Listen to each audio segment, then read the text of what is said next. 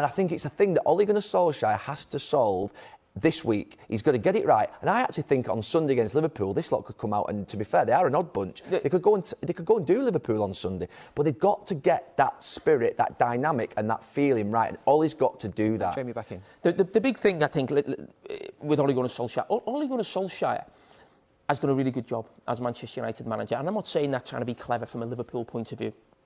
What I mean by that is, this could have gone horribly wrong for Manchester United. Ole Gunnar Solskjaer has come in with experience from Scandinavia, a year at Cardiff. I said this about Frank Lampard. I can't judge Ole Gunnar Solskjaer against maybe Mourinho and Van Gaal, who possibly did average jobs themselves.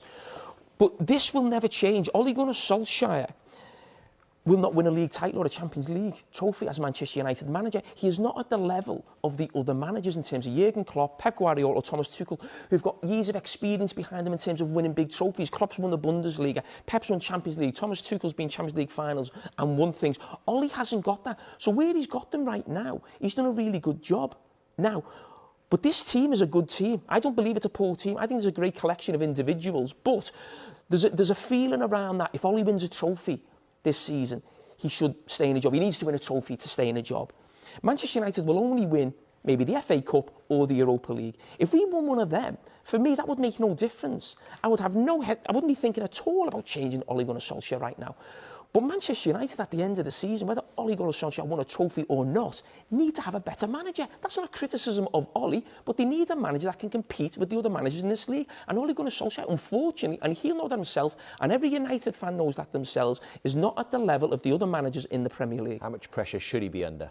He should be under massive pressure with the squad that's been assembled, and the fact he's been in the job now 2.5, nearly 3 years. 100%. 100%. But the club are not going to change him.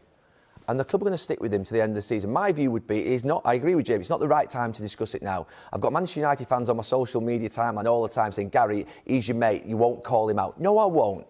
No, I won't. I won't call Steve Keane out or Arsene Wenger at Arsenal. I'm not going to come on this show 11 years later and ask for the manager to be sacked. It's never going to happen. It's never going to happen. He's a club legend. He's my teammate. I actually like him a lot. And Manchester United have failed with 2 previous managers who've been world class.